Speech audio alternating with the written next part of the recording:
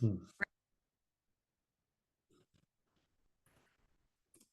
All right. Welcome everybody to this webinar today. I see that people are coming in here. Very, very welcome. We're just going to give people a minute to come in and connect well. You know how IT is. It's scary. It's never works when it should work. So just give people a couple of seconds to get in here. But I see a bunch of you are falling in. So very welcome. Today we're going to speak about the surrogacy journey step by step. Very exciting, a very long topic. So I'm going to be quick about it, but still try to be detailed as well. So hang in there with me. For you who have just joined, there are multiple ways to interact during this webinar. So for example, you can ask questions during the presentation. There should be a little Q&A button somewhere on your screen, depending on where you, if you're on a laptop or if you're on your computer, tablet, there's so many options today. But look for that questions and answers box. You can put in anonymous questions. You can put them in with your names. I'm the only one that can see them anyways, so don't be shy. And I also want to say, take the opportunity, right, to ask questions during this webinar. Any questions go. I've heard most of them already, so it can't really shock me, even though somebody always does manage.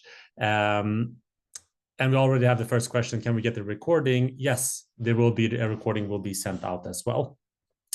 All right, well, let's get going, and people can join as we go ahead. I'm going to start up a little bit of presentation here. If anybody is joining on from Europe, sorry about the time change we had there. You know, time, daylight savings, etc. It's different everywhere, and we just realized that. But I see that there's a bunch of you here already, so that's amazing. So thanks for being patient with us. Okay, let's get started. So first of all, we just like to always show a little bit of our intended parents. We always come back to this every virtual event we have. This journey is very, very special, as I'm sure that all of us are aware. It's also scary, exciting, everything in between. And we just like to kind of highlight some of the intended parents we work with. Amazing people, amazing surrogates. And I love these pictures that kind of show that relationship that grows from having an amazing surrogate and IPs connecting with each other through this very special journey. We're going to look at the schedule today. So it's going to be quite intense today. I do want to leave time for questions and answers, hopefully answers, but at least questions. So we'll try to be quick about this, but at the same time, spend enough time in every step. So we'll do a short introduction. Basically, we've already started that. We'll talk shortly about Hatch and PFCLA, just so you know who we are. If you've been on one of our webinars before, hang in there. I know you heard a little bit before, but we're not going to spend a lot of time there. I really want to focus on the other stuff. For example, the schedule to parenthood. We're going to look at the schedule of how does it look from starting off this journey until you get to the embryo transfer stage. What happens in between, and more or less time-wise, how does that look with Hatch and PFCLA? Every agency is different. The clinical process is more streamlined because it's medical, but there could also be variations there. So we will look at that. Then we're going to go into the surrogacy journey step by step. Choosing an agency and clinic is the natural first step. Finding a donor, we're going to look at creating embryos in that process. We're going to speak about the surrogate screening and matching, embryo transfer, and then we're going to talk a little bit about what happens after the birth of the child. You know, we've reached that milestone. What then? A lot of cuddles, of course, with the baby, but there's also a little bit of a legal process there to work through. Then we're going to do a Q&A as well, of course. We have another person asking for the presentation. Absolutely, we will do a recording and we will send it out to everybody so you can listen to my annoying voice whenever you want. My name is Edwin. I'm the international manager here at Hatch and PFCLA. I'm also a two-time father through surrogacy and egg donation, which is more important in my opinion. I'm having a baby in 4 weeks, so I'm a little bit premature on the two-time thing, but you know, got to be a positive person, so let's go with that for now. So very excited, and I'm an international intended parent myself. The team consists of, you know, international intended parents, domestic intended parents, previous surrogates, egg donors, etc. So we're kind of a team filled with, you know, people that have been through this journey, which is kind of a nice thing. All right, so let's talk a little bit about Hatch and PFCLA. I don't know if you can see this weird text that's jumped in there, but I apologize if you can. Hopefully it's not too annoying.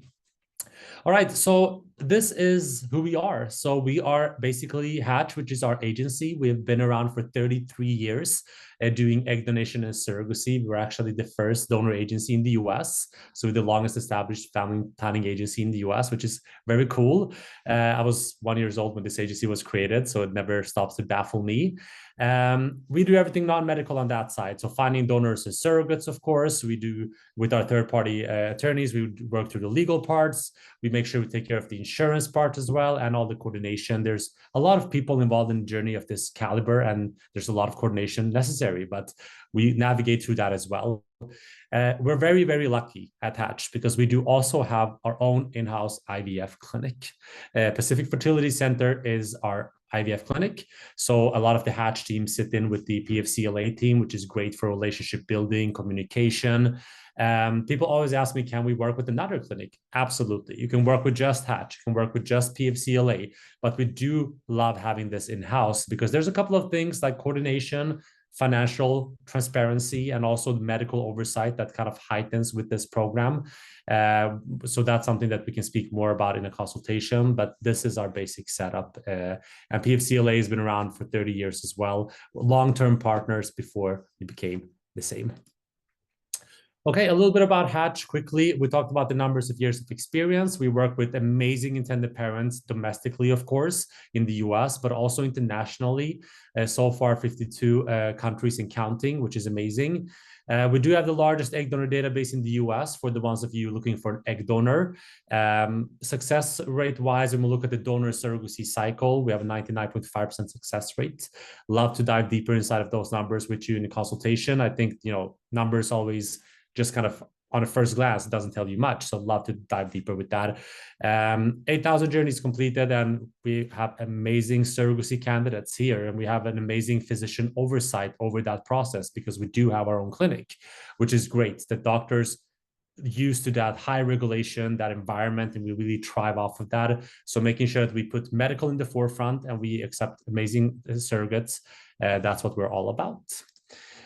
Clinical, very quickly, 13,500 birds, never stop baffling me either. Personal experience of this clinic, two of my babies, well, the second one coming soon, right, are in this number somewhere. Which one, I don't know, but they're in the mix. A little bit about our success rate with the first embryo transfer to pregnancy, years of experience, and whopping 75 countries around the world where we have patients from. These are some of our amazing doctors. We just like to show them off a bit. You can go to pfcla.com if you want to read more about them, and you can go into depth a little bit. Amazing physicians, double board certified, a bunch of them. So just a great team of experienced specialists. All right, now you know who we are, and our new clinic. Can have a look at this in the recording. Opened last February 2023. It's an amazing state-of-the-art IVF clinic and lab. So it's in Westwood for you who know Los Angeles better. For you who don't, Google Maps. I do that all the time. Okay, great. Thanks for hanging in there on that. So let's look at the schedule to parenthood, right? From the beginning to the end. How does this journey look? And I know we are all in very different stages, right? Some of us are just researching for the first time ever. Some of us have been through this, research process a long time. Maybe it's your second time having a baby through surrogacy or egg donation. You never stop to learn in this special field. So if you hang in there, I hope there will be something for everybody here in this webinar. So the schedule to parenthood looks like this. So first of all, the brownish bar you can see here is the surrogacy part, right? So this will alter the most, I feel like, when it comes to agencies, because it has to do a lot with the matching times. The green bar represent the egg donation process to create embryos with the donor. It can also be some variations there, but not as much as the surrogacy side, because it's to some extent the medical process.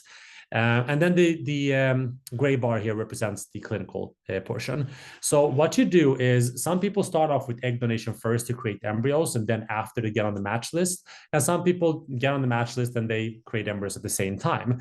So there's really nothing wrong or right here. We do meet a lot of people saying, I was told I have to create embryos first. I can't even get on the match list.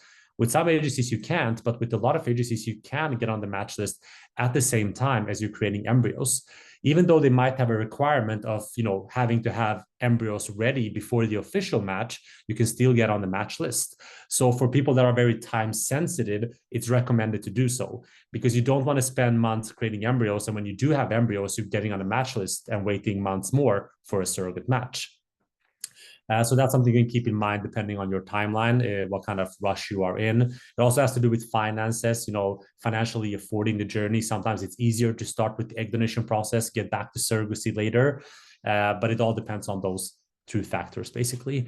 So you get on the match list. That time is ticking from the day you are on the match list. At the same time, intended parents focus on the egg donation. So searching for a donor in a database, for example, the Hatch database. You have the donor match. So you found your donor. You think this is the one. You have the official match with the donor. The donor is then sent to the clinic for an in-clinic screening. So a doctor would look at the egg donor, and there will also be some genetic testing done, because you want to make sure that genetically speaking, you're a good match, compatible with the donor source of the egg and with the semen source. May that be your own or with the semen donor, but that's also an important aspect to consider. And there are rematches sometimes because people are not genetically compatible, in the sense that they carry the same genetic mutations, which you might not want, with the risk of the child being affected by that mutation. But the screening, if everything works well, there's a legal contract into place with the donor, of course. Then there's medications taken by the donor, and she comes in for the egg retrieval. We use that semen, whatever that may, the source of that is, to create the embryos. And then there's something called PGTA testing, which is genetic testing. So some embryos will show signs of abnormalities. Some embryos will pass the PGTA, pre-implantation genetic testing. And those embryos are the ones that usually used in a surrogacy journey, the ones that pass that test. So after that, embryos are frozen. People ask me all the time, how long can they be frozen? All of that. And I love the anecdote of 27 years is the longest an embryo has been frozen and resulted in a live birth. I know if somebody is surprised and says, really? Like, yes, it's crazy. It's amazing and crazy at the same time. So embryos are frozen. In surrogacy journeys, most of the times do a frozen embryo transfer. It's very, very common. So that's what happens then. Then you have your surrogate match. So the matching time looks different in every agency. How big is the demand for working with the agency? How big is the demand overall in the US? And how much time and effort does the agency put down into screening the surrogate? Are you matching with the pre-screened surrogate, or are you matching with somebody who needs to be screened when you choose her, etc.? There's a lot of variations around the matching time, so it's really important to ask good questions about the match. But when you do have a match, we'll talk a little bit more about how that works later. The surrogate is screened at the clinic. At PFCLA, actually, our chief medical officer pre-screens the medical records already of the Hatch surrogate. If we work with another clinic, then we just send those records to that clinic to do the medical records review. Then we do the clinical screening in the clinic with the surrogate. Legal contracts are drafted. Everybody has their own representation. And then medications are taken by the surrogate, and there's an embryo transfer. So in this example, the timeline looks like this. So of course, there's 9 months of pregnancy there after that follows, but this is a good general depiction of, how does the journey look, what timelines are we looking at, and also what are step-by-step processes to get there to the embryo transfer. So if there are any questions on that, just keep on coming in the questions and answers section. I'll get to them in the end, I promise. So just keep on getting them in there if you need to. Okay, so now when we have a little bit of an overview of how it looks overall, let's go a little bit deeper and let's look into the step-by-step process of the journey. So the first step could be choosing the agency, right? It could also be choosing the clinic. Depends on where you're getting started first, or if you're doing everything at the same time, then you're choosing basically simultaneously. So choosing an agency is a tall task, a clinic as well, but there are over 400 agencies in the United States.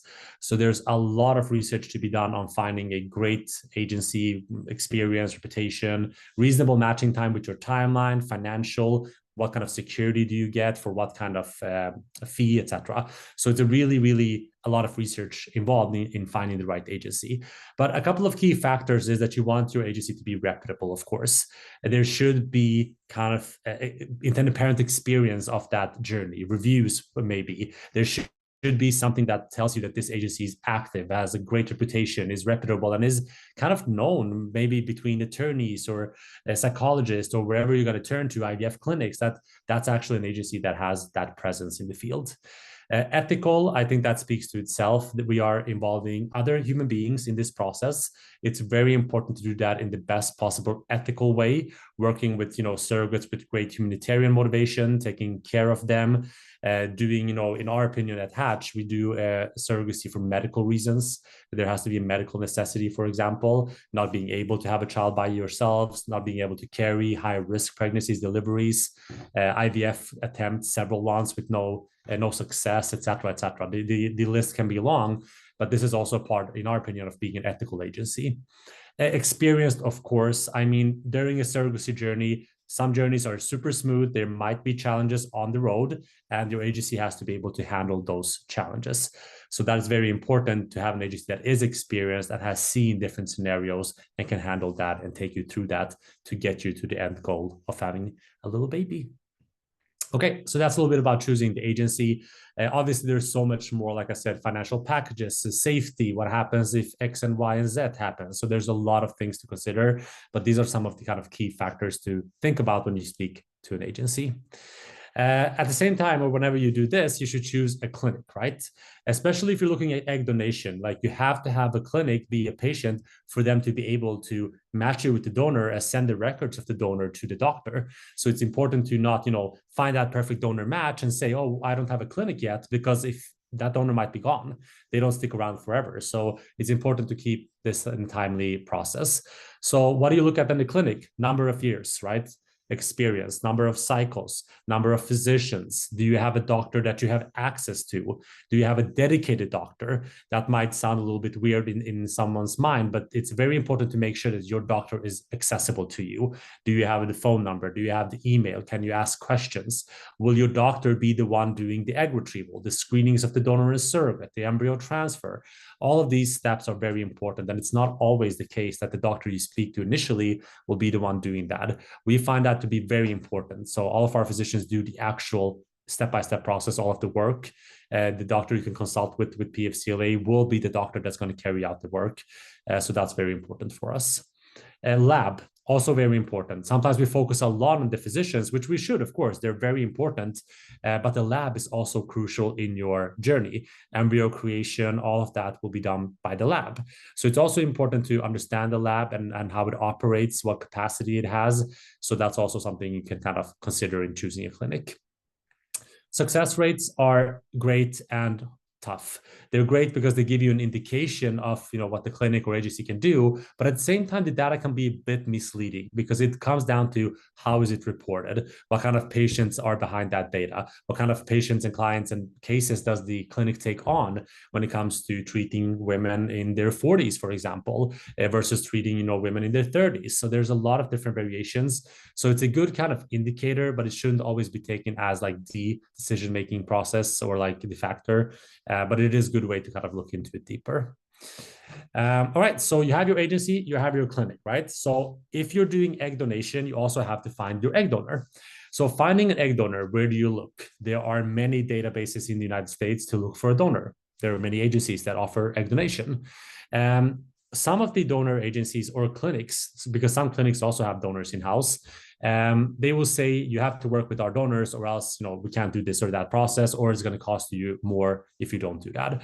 So we believe in a process where you get to choose based on what is the best genetic link for your child. So we do have the largest egg donor database at Hatch, but if you can't find that perfect donor at Hatch, we're not going to punish you. The 50% of your genetics of your baby is going to come from the donor. If it's not with Hatch, it's not with Hatch. Even with our all-inclusive peace of mind programs, we can still have you choose a donor in another database and work with Hatch for the surrogacy and IVF portion. We just take out the cost of egg donation. It's important to not compromise on your donor, but also be reasonable. There is no perfect donor. There's no perfect person out there. We're not perfect. I certainly am not perfect. So I think we have to have reasonable expectations on our donors and surrogates as well. Doesn't mean that you should sacrifice safety, but sometimes we have people, I've searched for a donor for 2 years. Maybe you're being a little bit too tough. Maybe you need to take down those requirements and see them as who they are, people. When choosing a donor, it's good to choose more than one donor. We talked about the genetic testing, etc. So you don't want to be in the scenario when you chose a donor from an agency that didn't work out, and now you want to choose a donor in another agency, and you don't get a refund for your agency fee. That's very common to not be refunded that. So maybe choose a couple of donors that you like, so you can always move down that list if something would kind of disqualify the first donor. It could be more than just genetics, but if there is something that happens, so you can kind of move forward from that step. When we look at what to look for in a donor, I feel like sometimes the fertility physician is kind of should be used more than he or she actually is. The physician will always review the donor's records, but the great point of having a clinic before is that you can also consult your doctor on other aspects of choosing a donor, what is important in other areas of that donor's profile. So younger is better. Age is just a number. I do believe in that philosophy to some extent, but when it comes to this process, medically, younger is typically better. 19 to 29 years of age typically is great. Unless that donor is a proven donor, then you can kind of push that up a little bit. Most donors that are proven, you should be able to access their records of, what did their previous donations yield in terms of eggs and embryos. Sometimes even if the transfer was made and into a pregnancy and delivery, it depends on how much information the agency has. But that's something you can ask for if you're working with a proven donor. There is an overwhelming amount of donors in the database. So just looking at the Hatch database, I think we have about 370 donors, more or less, right now. So going inside without knowing at all what you're looking for can be extremely overwhelming, especially if you are kind of feeling a bit of mixed emotions on choosing a donor and working with the donor. Maybe it's important to decide for a few important factors. What are we or I focusing on before you go inside of the database? Sometimes it makes it easier to just filter through those hundreds of profiles instead of just going inside and just scrolling and scrolling and scrolling.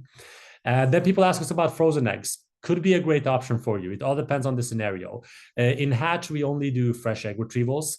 When you look at frozen eggs, it is a bit of a cost-saving option, but tend to provide fewer eggs. You have to buy them in batches, and sometimes there's not enough batches of the same donor. While when you do a fresh egg retrieval, you get about 20 eggs, give or take, with one egg donor in one retrieval. And the success rates. This is something that's good to discuss with the physician. What is the kind of success and how does it vary with frozen versus fresh, and see what the doctor and clinic's opinion is on that as well. It's never bad to have that discussion. All right, great. So we have that donor, right? So one thing that's important to think about both with the surrogate and with the donor is what's actually been done before you see them in a database or suggested as a surrogate match, right? So this is also different everywhere. So what we do is an extensive application as the first step. After that, there is an interview process. As the first donor agency, we're picky, and I think we can afford to be picky, which is great. So we want to do an interview process with our donors as well. We want to get to know them. We want to, see them, have a chat with them, see how they speak, think, move, and what kind of makes them a great donor, and what their holistic approach of their lifestyle is. So we do that process of interviewing them as well to kind of supplement those records and all of that medical information that we can have on them. So it's a highly curated database. We include about top 5% of the donors that apply. So that's the amount that gets accepted as a Hatch donor in the end. Something that we also do, which I really like, is that for most donors, where it's possible, we do AMH testing before we add them to the database. AMH testing is an anti-Mullern hormone test. That's the long name for this abbreviation. So it's a blood test. It gives an indication of the AMH level, which is a good thing to discuss with your doctor. A lot of doctors will look at that, of course, to determine, amongst other things, if that donor is suitable as far as you can say at that stage. So we like to have that included. And when you work with Hatch for egg donation, you'll have a personal egg donor coordinator that can actually share that information with you and your physician, should you want that before you decide to work with that donor. And compensation can look very different. 10,000 is the base compensation. It can vary upwards. The biggest factor for variations is experience. That's what pushes it upwards. But it could also be other things, a special kind of profile, high education, etc. There could be other things that drive that upwards. And then we also look at this here, but I'll let you have a look at this. Reproductive health is important, of course, body mass index, non-smoker, etc., etc.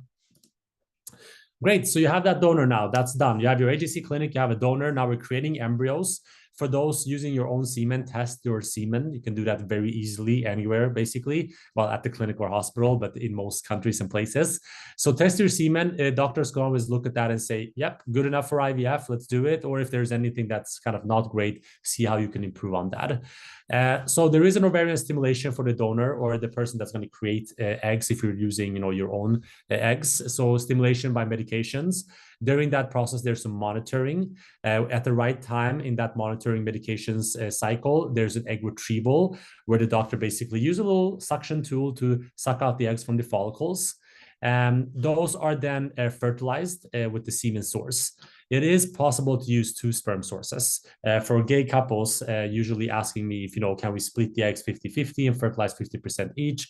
Yes, it is possible. There's no additional cost for that with us. It's baked in our process and our programs. And if there are any HIV positive couples or individuals, that's also possible. There is an additional step to make sure that there's no virus. It's virus-free, that semen, before you use that. But there are ways to do that as well. So set up a call with us and we'll put you in the right direction with that. After fertilization, there's a culture of the embryos. They just kind of lie around for a while and they kind of grow and culture. After that, 5-6 days, depends on the doctor's opinions. There's some genetic testing done on the blastocyst, the eggs, and that's actually become a blastocyst at that stage. The genetic testing is done, and then it's frozen down and waiting for that match of a surrogate. So that's a little bit quickly about the embryo creation process. I see we have a question. I promised to get to it, but it's great that you put them in there while I go through this. It's hard to remember things sometimes. Okay, so what does an egg retrieval produce on average when using an egg donor? This is the numbers that we see. So about 20 eggs from an egg donor retrieval. Those 20 eggs will be fertilized, etc., in this process that I just described. And the PGT-A testing will show us that there will be about 4 to 6 normal embryos from that egg retrieval. Grading quality, if you put it that way, could be different, right? It's not every embryo will not be the same quality, but as far as normal embryos goes, it will have passed that PGT testing. So what is an excellent quality embryo translate into? An 82% pregnancy rate. 2 excellent quality embryos translates into 93% pregnancy rate, 80% twins, 20% singleton scenario. Twins is also something we discuss a lot. It comes with increased risks and costs. So transferring 2 embryos is nothing we really recommend doing for many, many reasons, which we were happy to discuss during a call. So there are other ways to go about that. But twin journeys were much more common before, but less so now because of all of these risks and so much more transparency and awareness of everybody involved about the risks. So that's a little bit of the numbers just to give you an insight of, how did that actually look?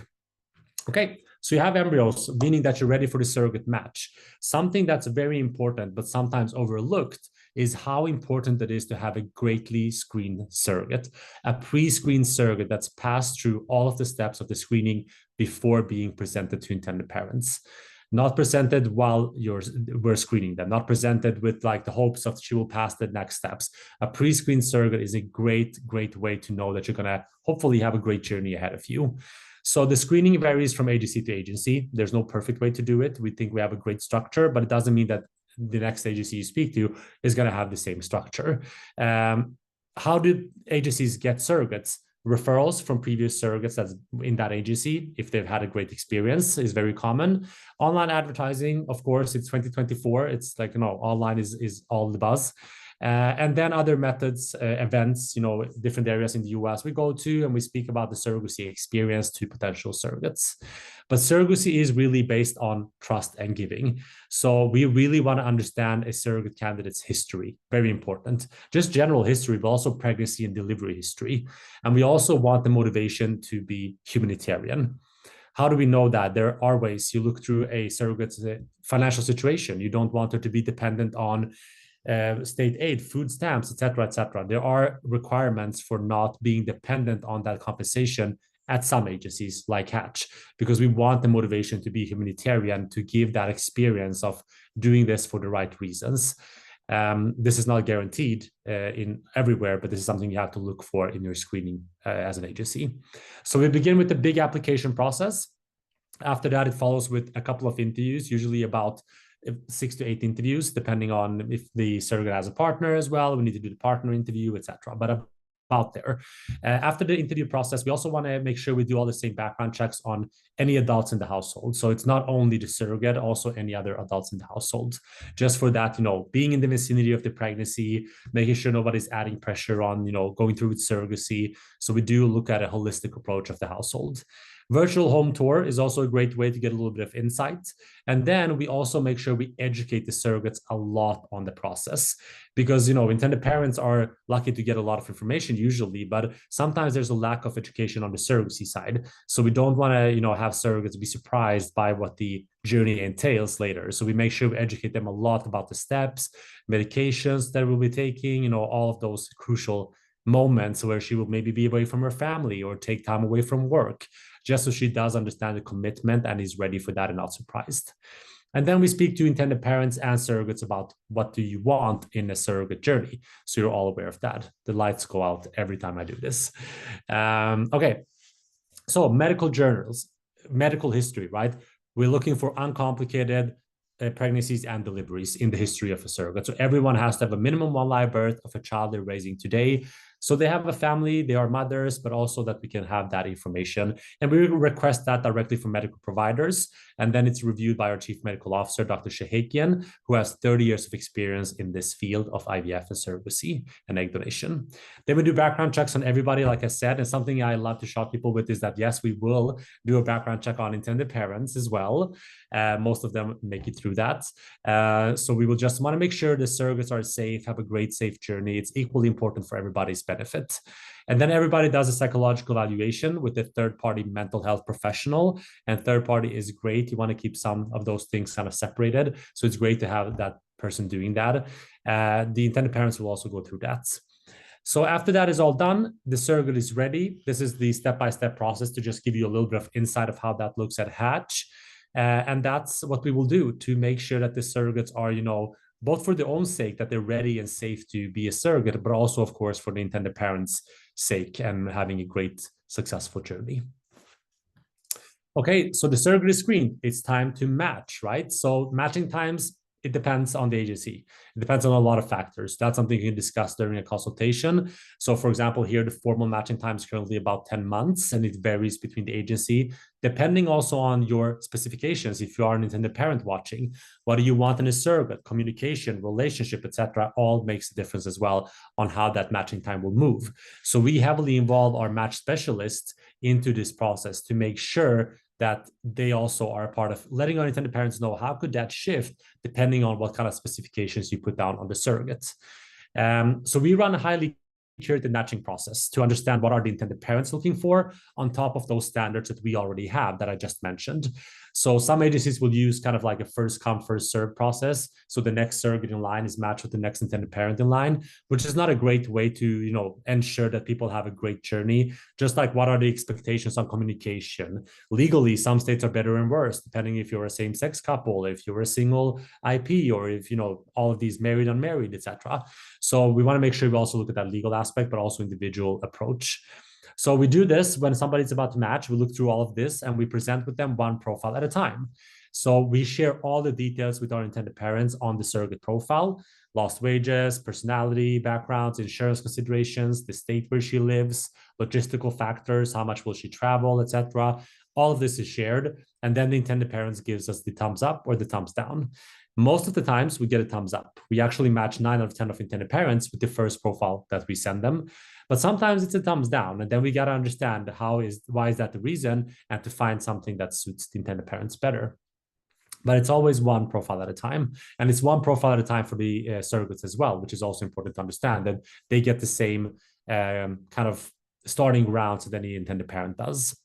And then if somebody gives us the thumbs up, we send the surrogate something called a Dear Surrogate letter, describing the intended parents, their home life, background. It's great to have fun with it. It could be humoristic. Surrogates, also like humor. Sometimes I feel like we think it's a cover letter for a job. It's not, but surely you want to impress on her. I understand that. Impress the surrogate, but it's also good to be personal and be human about it. That's also an important aspect. And then you have a video meeting, which I like to describe like a weird first date where you meet somebody, everybody's nervous, sweating a bit, not knowing what to say, how to say it. Nobody wants to be, seem like the weird person and not impress somebody. Hatch usually is a part of those conversations to just make everybody at ease and focus the discussions a bit. And then after that meeting, we ask everybody, what do you say? Yes or no? If both are a yes, then they're officially matched with that surrogate. And it's great with the clinic to know that a medical doctor have reviewed those records before. It gives a little bit more peace of mind that so far the medical criteria is met from the IVF clinical point of view. All right, great. So you have that surrogate. So embryo transfer, a very technical process done by a medical doctor of transferring that frozen embryo after a bit of thawing into the surrogate uterus. And hopefully after there's a blood test after some time to confirm the pregnancy. And there usually follows with an ultrasound at about week 6. But that depends a little bit on the clinic. So embryo transfer hopefully leads to a pregnancy, right? So the pregnancy time is all about connecting with the surrogate, communicating with the surrogate, working with your Hatch team, for example, or your case manager from another agency to making sure that you're involved in all the steps. We do strongly encourage communication. We actually require communication, close communication with the surrogate. So this is your chance during the pregnancy to get to know each other, to connect with each other, to have that great setup when you're coming to the US to wait for the delivery of the baby, where you will spend more in-person time with the surrogates. International intended parents are sometimes worried, how much do I have to be in the US? Not because they don't want to necessarily, but travel, etc. It's far. Usually most intended parents internationally don't meet the surrogate until a couple of weeks before the birth when they travel to wait for the delivery. That's very normal. And there's nothing else expected. Even if you do want to come for embryo transfers or those things, it would be amazing, but nobody expects that. So the 9 months of pregnancy time goes through and there's delivery of a baby. So what happens then is a preparation of legal documents and establishment of the parentage.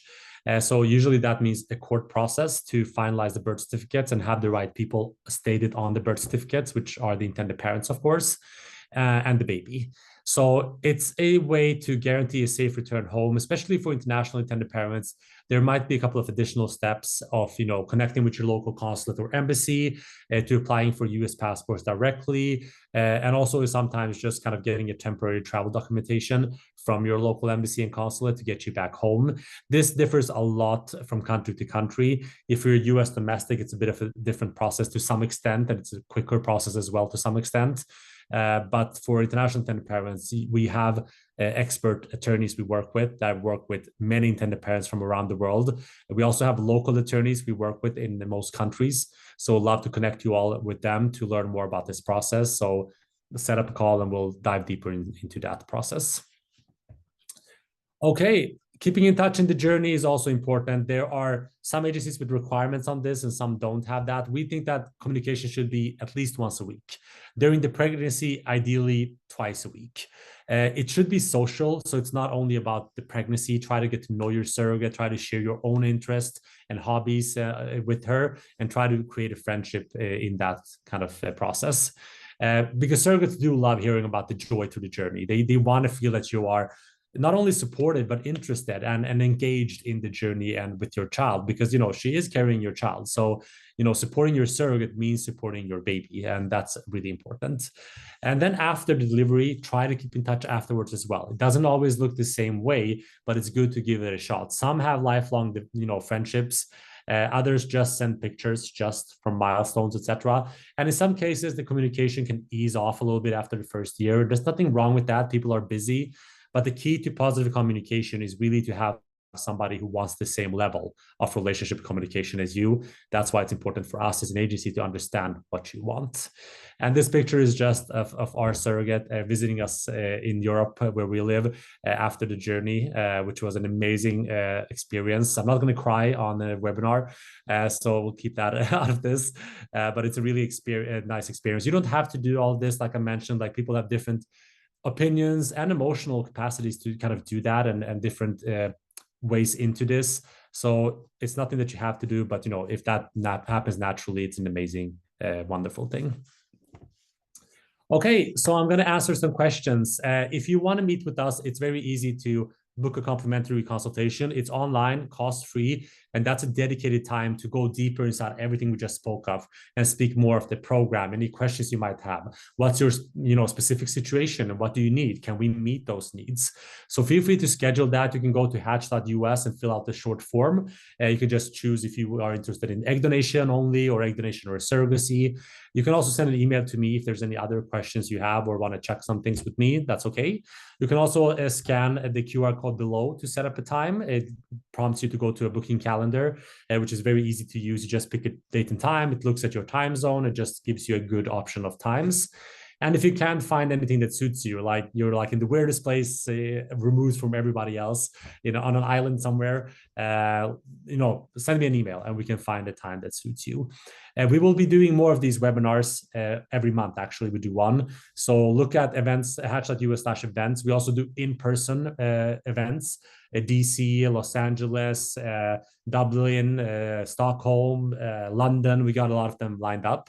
So go there and see, we would love to see you in person. That's always amazing and nice as well. So feel free to go there and register. We're very nice, all of us. So it would be great to see you at an event. At some of the events, there's doctors there, there are previous surrogates there. For international events, we usually have local attorneys in place that are experts in that field. So it's a really great opportunity if you can make it. And that's also cost-free, actually. So have a look and see if there's anything you like. Okay, I've droned on for a long time. Thank you so much for hanging in there. Let's see if there's any questions that I can answer then on this. Recordings, we did answer that. So what kind of home study is done for the surrogate? Is there a virtual walkthrough to make sure the home is a safe environment? So yes, there is a virtual home tour to make sure that it is a safe environment. I mean, obviously physically going there and having a look would be amazing, but there's too many surrogates. The US is a big country, so we do that virtually for sure for every surrogate, just to make sure, how does it look? What's the setup? Does it kind of fit in with our expectations and the descriptions we've had so far? So it is a nice thing to do, and we think it gives some added value for sure. We've been told a live transfer has a higher percentage of success. Is this true from your research? So I'm assuming we mean a fresh embryo transfer versus a frozen embryo transfer. I think this is a great question for a medical doctor. I mean, most embryo transfers in surrogacy, I would say a huge majority are frozen embryo transfers. Done with embryos that have been frozen. You still go through the thawing process, but I think it's a great medical question. I'm not a medical doctor. I mean, obviously, I know a bunch about it, but I don't want to answer medical questions here. You should really consult with your physician for that medical advice.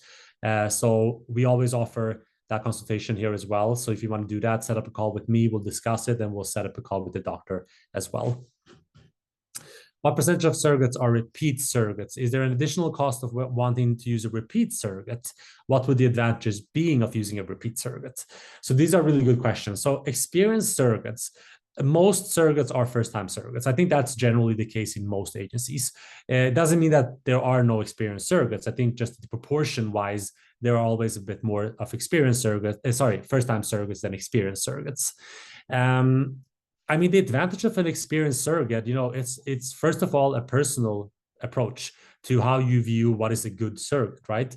Obvious advantages could be that she's been through the process before. So you could argue that she has a better grasp on what's going to happen. She's more prepared.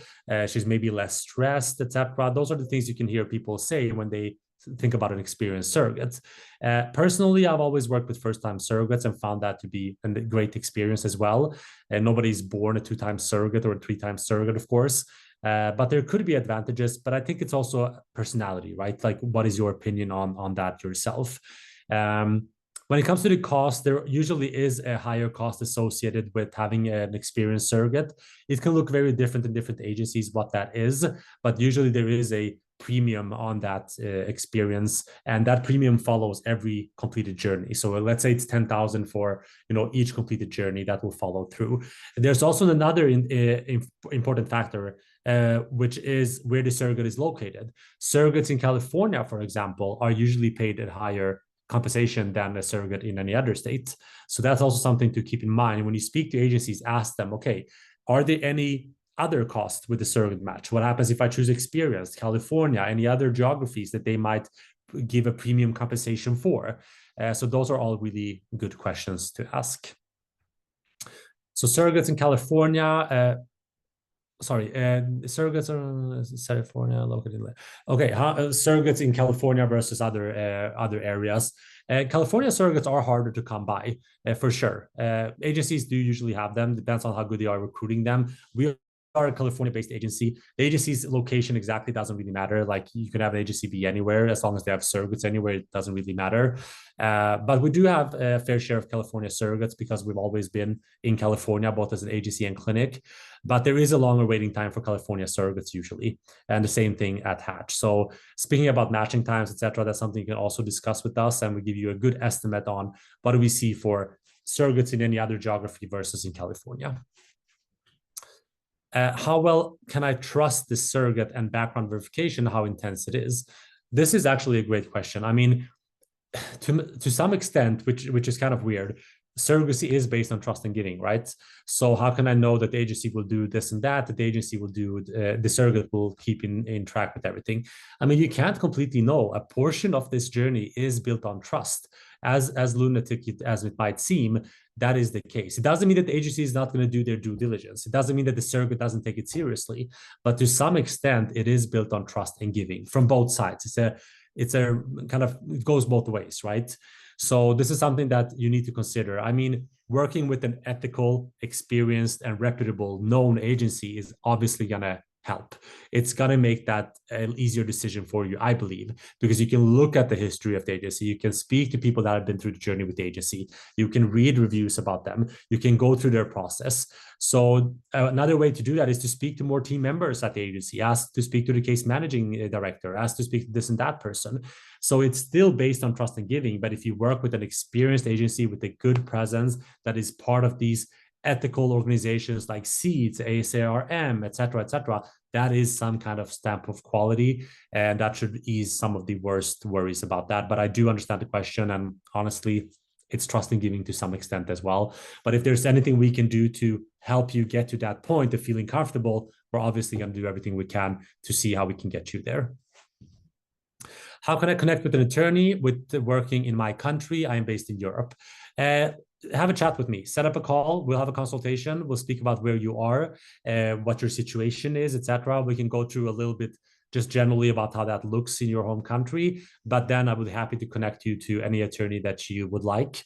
We do have experts that we work with in most countries, like I said. So set up a call. We'll connect you with an attorney. I'll make you an introduction, and we can see where you take it from there. There's no strings attached in any of this, the consultation or being connected to an attorney, but it's really useful for if you are international to get a bit more insight into that local situation, what it means for you. Transparency in the process between the donor and parents and agents. I think that the best way to have transparency is to communicate a lot. To communicate a lot and share a lot of what is going on, to be able to know what is happening in my donor journey, what is happening with my surrogate, for example. How was her OBGYN visit? What did the ultrasound say? What is the heartbeat rate? I mean, keeping in loop and engaged in the journey with the agency, and having an agency that actually communicates with you on a regular basis, not only puts you on that list and then that's it. It's not only about the match of a surrogate. It's not only about the pregnancy. It's the whole journey from start to finish. So communication is key to feel involved and to keep that transparency open. Transparency is never guaranteed. It has to be earned, and it has to be an open communication on both ends, agency and intended parents. Share with the agency what's going on, how are you feeling, what are the emotional aspects of this journey. So I think communication, open and honest communication, is the best way to foster transparency between all of these parties. And having a good relationship with the donor, and if you have an open donor, or with the surrogate, that's also important for having a great process. What's the process of determining if a person's sperm is viable and compatible? So like we talked a little bit about before, like do a sperm test. That's one of the first things you can do, is semen evaluation. If you're not in the US, go anywhere in a clinic or hospital where you are at. You can also share those results sometimes with, for example, you have a consultation with me, we can have the doctor have a quick peek at the test results. If you're not in the US, to be able to come to our clinic, and we'll let you know what the doctor's assessment is on that. Compatibility with the donor comes a lot from the genetic carrier screening, which is genetic testing. So there will be a full report on you and the donor, and there will be any mutations that you both genetically carry. They will be highlighted so you can know and make a decision from that end. Can I live in California and have a surrogate from any other state? Absolutely. I mean, international intended parents have surrogates in any state, basically. So, as you know, living in California, if you're domestic, absolutely you can have a surrogate from any other states. There's just a couple of states in the US where we don't have any surrogates. We don't do surrogacy there for legal reasons, but she could be from a lot of different states. Requirements for intended parents. Thank you so much for asking. This is something that's usually forgotten a lot. Agencies might have requirements on you as intended parents. Hatch does have a couple of requirements on intended parents and other requirements on embryo, etc. So if you want to have a look at our requirements, you can go to the hatch.us website. If you look at intended parents in that file, you can also see intended parent requirements. So please do go inside and have a look at our requirements. For example, we do have the requirement of communicating weekly with your surrogate throughout the pregnancy. We also have a basic English proficiency as one of our requirements at Hatch because our surrogates want to be able to communicate and have a relationship with the intended parents. So it's basic English knowledge proficiency. We require 2 PGTA tested embryos before we can match officially with the surrogate, but we do allow people to get on the match list before. So there are a couple of those requirements. So please go to hatch.us and have a look. And thank you for asking that question because we do forget that, it's not all about the requirements on these surrogates. There are also requirements for intended parents. And equally as every surrogate maybe shouldn't be a surrogate and she's disqualified, intended parents can also be disqualified from joining the program. There are some agencies advertising having surrogates available immediately, while many other agencies have a wait time of several months. Are there agencies with surrogates immediately available, potentially less reputable? Potentially, possibly. Matching times do vary a lot. I've heard everything from immediately to 2 to 3 months to 6 months to 9 months up to 24 months. So there is this big variation. Honestly, you have to ask crucial questions. Is she pre-screened? Qualifications. What are your standards for surrogates? Has all of these checkups done, which I mentioned in our process? Has the background check been done not only for the surrogate, but for a partner? How about adults in the household? So, I mean, potentially they could be available immediately. Do I believe that they might be pre-screened and the requirements are high? Potentially not, but I couldn't really say. It also depends on the intended parents, right? Like, is this a small agency just started out? Like there are 400 agencies. A lot of them were created like yesterday, 3 months ago, a year ago. Obviously, they don't have that pool of intended parents. They don't have that experience. So they might match you quicker with the surrogate, but the importance also lies in safety. I have full respect of people being, needing a timely process. Definitely 100% understandable, but try to weigh that with safety. And the matching times look different for many, many different reasons. Any references to learn about the process, as I believe education and awareness can bring a lot of trust and eliminate confusion? Absolutely. I mean, I find that Facebook groups can be a good thing. I mean, you should navigate that with care, if I put it that way.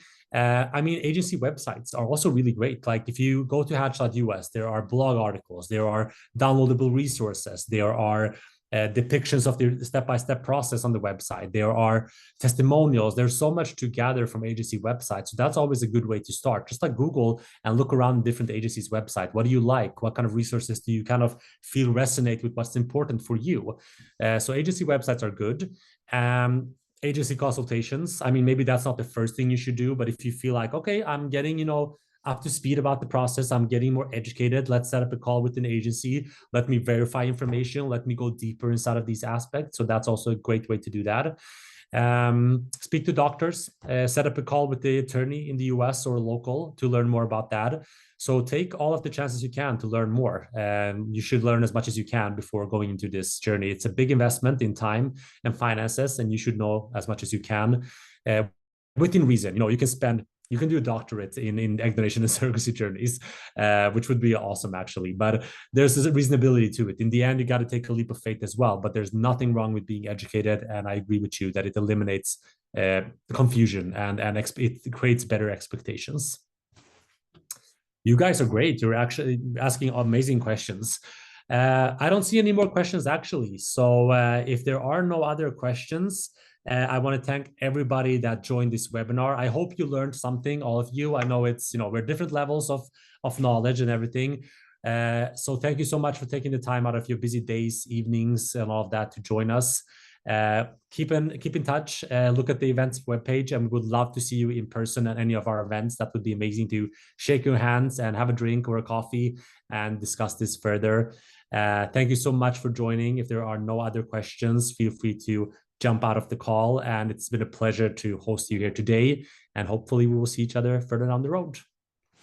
Thank you so much, everybody. Have a great day and evening. Take care out there.